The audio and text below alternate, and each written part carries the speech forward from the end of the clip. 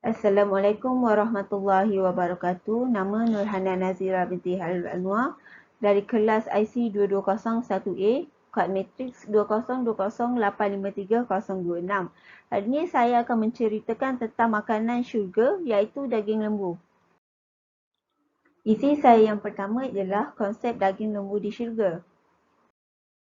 Maksud daging menurut Kamus Dewan Bahasa ialah isi di antara kulit dengan tulang, isi buah yang lembut dan tubuh manusia. Maksud lembu ialah binatang ternakan untuk mendapatkan susu dan dagingnya atau lembu yang dipelihara untuk mendapatkan dagingnya.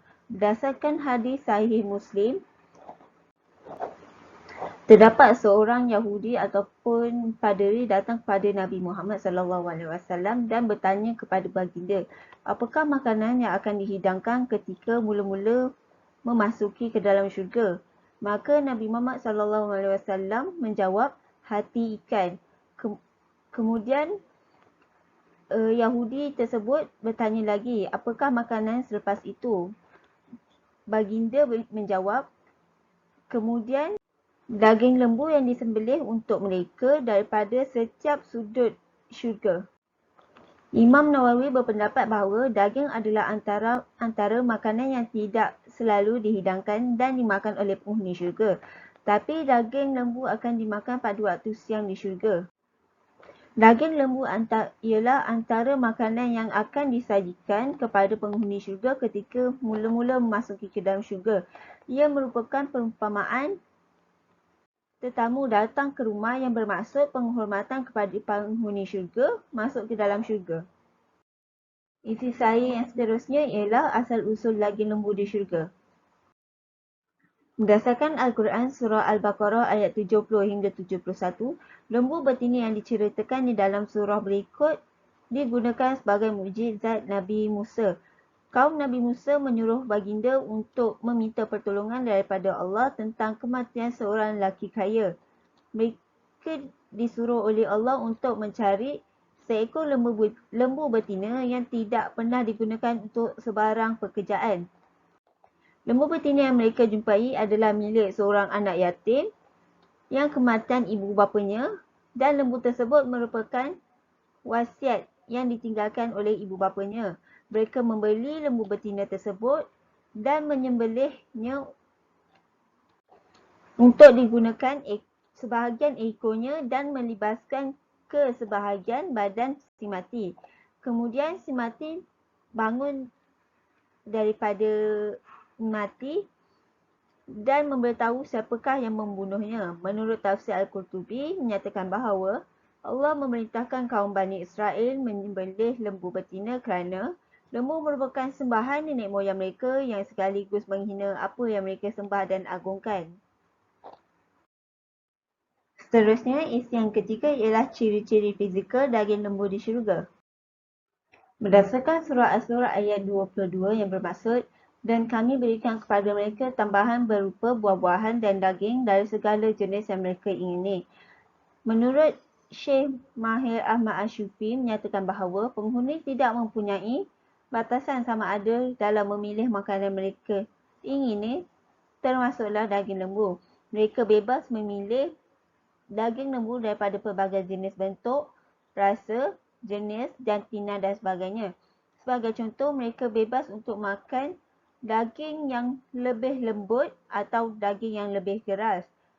Menurut Khairil Anwar menyatakan bahawa bukan sahaja lembu yang terdapat di dalam syurga, malahan buah-buahan juga terdapat di dalam syurga. Tetapi, daging lembu dan buah-buahan yang terdapat di dalam syurga tidak sama sekali sama dengan daging lembu dan buah-buahan yang terdapat di dunia. Seterusnya, keistimewaan daging lembu di syurga. Berdasarkan hadis Sahih Bukhari yang diriwayatkan oleh Abu Sa'id Al-Khudri, Al-Khudri menyatakan 70,000 orang yang merasai makanan ini iaitu daging lembu berkemungkinan penghuni syurga yang masuk ke dalam syurga. 70,000 orang ini berkemungkinan penghuni syurga yang masuk ke dalam syurga tanpa hisab, atau 70,000 orang ini adalah semata-mata untuk menunjukkan bilangan yang ramai. Seterusnya, isi yang kelima ialah jenis daging lembu di syurga. Berdasarkan hadis Sahih Bukhari sebelum ini, iaitu 70 orang yang akan merasai daging syurga, tafsir Fathul Bari menyatakan bahawa daging lembu syurga yang akan dihidangkan kepada penghuni syurga ketika masuk dalam syurga ialah jenis lembu liar. Seperti yang kita tahu, daging lembu liar adalah lebih liat dan keras berbanding lembu yang diternak. Walau bagaimanapun, ketika di syurga, semua makanan sama ada keras atau liat ketika di dunia adalah sangat sedap dan lazat. Selain itu, penghuni syurga juga boleh meminta apa sahaja makanan yang mereka ingini ketika di dalam syurga. Seterusnya ialah amalan tertentu untuk makan daging lembu di syurga. Berdasarkan surah As-Surah ayat 19 yang bermaksud dan dikatakan kepada mereka, makan dan minumlah kamu makanan dan minuman yang lazat serta baik kesudahannya dengan sebab apa yang kamu telah kerjakan. Berdasarkan ayat Al-Quran tersebut menunjukkan bahawa penghuni syurga akan makan makanan apa yang diingini ketika dalam syurga. Ia merupakan balasan atau hadiah yang diberikan kepada Allah kepada setiap amalan yang dilakukan ketika di dunia yang melaksanakan semua perintahnya dan meninggalkan larangannya. Setiap hambanya yang menjejakkan kaki ke dalam syurga sama ada tanpa hisab ataupun yang telah masuk ke neraka dan masuk ke syurga akan menerima daging lembu sebagai pembuka kepada kepelbagaian nikmat yang Allah akan berikan ketika dalam syurga. Tetapi apa yang membezakannya ialah amalan yang dilakukan ketika di dunia banyak atau sikit dan menyebabkan mereka menerima makanan daging lembu itu dalam keadaan yang cepat ataupun lambat. Berdasarkan surah As-Surah ayat 19, tafsir Al-Azhar menyatakan bahawa makanan dan minuman yang penghuni syurga terima adalah hasil daripada usaha mereka untuk melakukan segala usaha yang diperintahkannya ketika di dunia. Tafsir Tabari menyatakan bahawa penghuni syurga tidak perlu risau akan makanan dan minuman yang berada dalam syurga akan membawa kemudaratan atau kesusahan terhadap penghuninya. Makanan dan minuman pemberian Allah kepada penghuni syurga atas segala dilakukan ketika di dunia. Seterusnya ialah kesan beriman dengan daging lembu di syurga. Berdasarkan surah Al-Baqarah ayat 197 yang bermaksud, bawalah bekal kerana sesungguhnya sebaik-baik bekal adalah takwa dan bertakwalah kepadaku wahai orang-orang yang sihat. Menurut tafsir Al-Azhar menyatakan bahawa takwa merupakan punca menjadi tegaknya iman seorang dan dapat memenuhi semua kewajipan yang diperintahkan oleh Allah di dunia ini. Orang yang bertakwa akan mengikut segala perintah Allah dengan beriman kepada kenikmatan syurga, termasuklah daging syurga. Maka jelaslah bahawa beriman dengan daging lembu di syurga akan meningkatkan ketakwaan kepada Allah. Selain itu, seseorang itu akan menjadi tenang dengan berimannya mereka terhadap daging lembu di syurga. Hal ini kerana mereka sedar bahawa setiap kebaikan dan ibadah mereka akan diterima Allah dan akan diberikan ganjaran ketika di syurga. Allah akan memberikan kepada mereka ini balasan yang baik kerana berjaya untuk memenuhi semua amanahnya. Ini akan memberi kelegaan kepada mereka kerana mereka mengetahui apakah yang akan mereka peroleh dalam berterusan melakukan ibadah. Hal ini jelaslah bahawa beriman dengan daging lembu membawa ketenangan dalam hati-hati orang yang kuat beribadah. Isi yang terakhir ialah perbandingan makanan di neraka dan di syurga. Berdasarkan surah Al-Muzammil ayat 12 hingga 13 yang bermaksud, kerana sesungguhnya di sisi kami disediakan untuk mereka belenggu-belenggu dan neraka yang menjulang-julang. Ayat 13 ialah, serta makanan yang menjadikan mereka tercekik dan azab seksa yang tidak terperi sakitnya. Berdasarkan tafsir Al-Azhar menyatakan bahawa makanan tersebut merupakan jenis makanan yang akan tersekat di kerongkong di mana si pemakannya tidak dapat memutarkannya kembali dan menelannya semula. Surah tersebut membawa maksud bahawa Makanan tersebut ialah makanan al-ghuzah. Tafsir Al-Qutubi menyatakan bahawa al-ghuzah iaitu sesuatu yang merentangi kerongkong, sama ada makanan itu berupa tulang ataupun yang lainnya. Berdasarkan hadis Muslim, menyatakan bahawa antara makanan yang terdapat di dalam syurga ialah daging lembu. Daging lembu adalah antara makanan yang akan dihidangkan selepas hati ikan.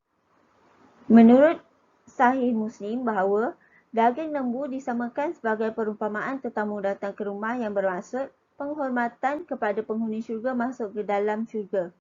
Seterusnya, saya akan membentangkan tajuk artikel kajian saya iaitu buah-buahan dalam Al-Quran menerusi aspek bahasa Arab yang ditulis oleh Muhammad Khairul Anwar bin Zulkifli. Ringkasan daripada artikel ini ialah setiap ciptaan Allah mempunyai fungsi yang tersendiri kepada semua makhluknya. Ramai pengkaji telah mengkaji tentang alam tumbuh-tumbuhan, termasuklah daun, batang dan bunganya.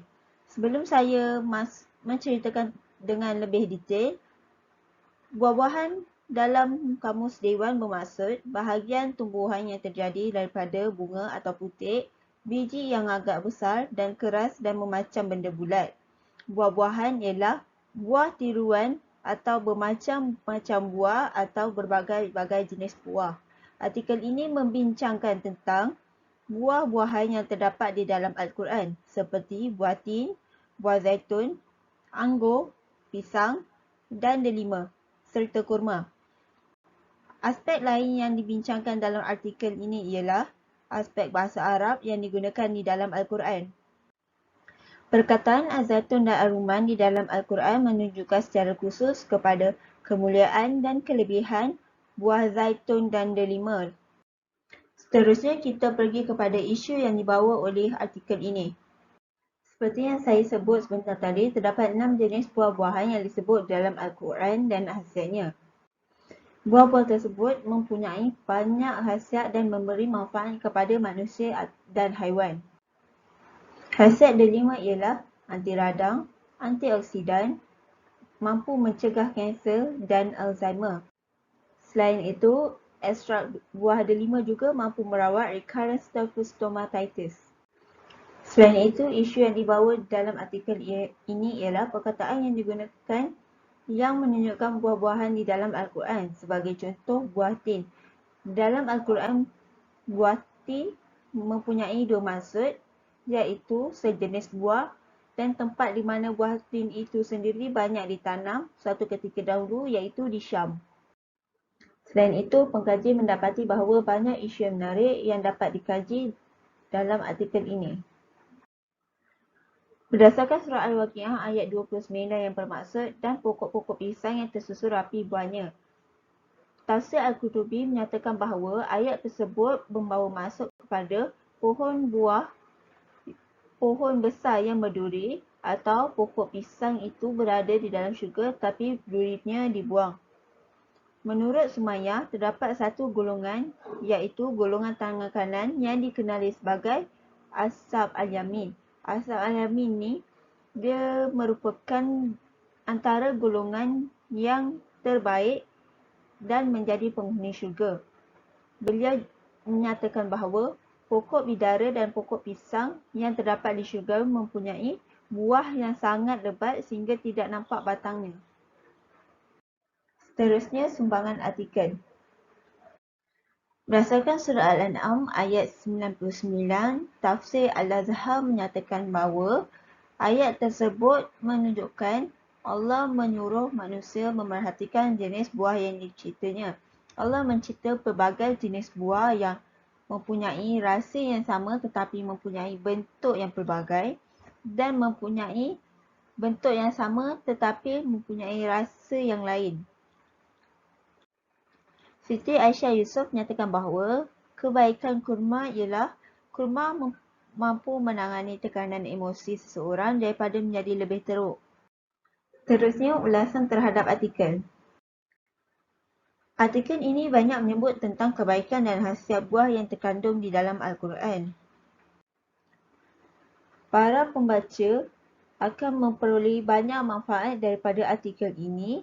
Sekaligus, artikel ini akan mengajar maksud isi tersurat dan tersirat yang terdapat di dalam ayat Al-Quran, terutama sekali ayat yang berkenaan dengan buah-buahan. Artikel ini ada menyatakan bahawa anggur mempunyai banyak manfaat dari segi aspek perubatan dan pemakanan.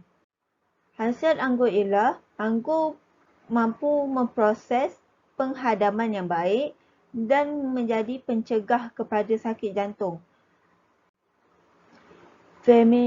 Vermetia menyatakan bahawa anggur juga dapat mencegah manusia daripada terkena osteoporosis. Berdasarkan surah Al-Abasa ayat 24 yang bermaksud dan buah anggur serta sayur-sayuran. Tafsir Al-Azhar menyatakan bahawa anggur mempunyai manfaat yang sama seperti sayur kerana manusia memerlukan mereka untuk mendapatkan vitamin dan kalori yang memadai untuk manusia. Ulasan seterusnya yang berkaitan dengan artikel ini ialah artikel ini mengetengahkan dan menerangkan tentang aspek bahasa Arab supaya memudahkan lagi pembaca untuk memahami setiap perkataan ini. Penulis artikel seorang yang mahir dalam tata bahasa Arab. Berdasarkan surah Ar-Rahman ayat 68 yang bermaksud pada keduanya juga terdapat buah-buahan serta pokok kurma dan delima. Untuk pengetahuan anda, pokok kurma dan delima merupakan buah-buahan di syurga dan dikategorikan sebagai buah-buahan yang terbaik. Tafsir Tabari menyatakan bahawa Ibnu Abdul A'la menceritakan bahawa batang dan akar kurma syurga berasal daripada emas.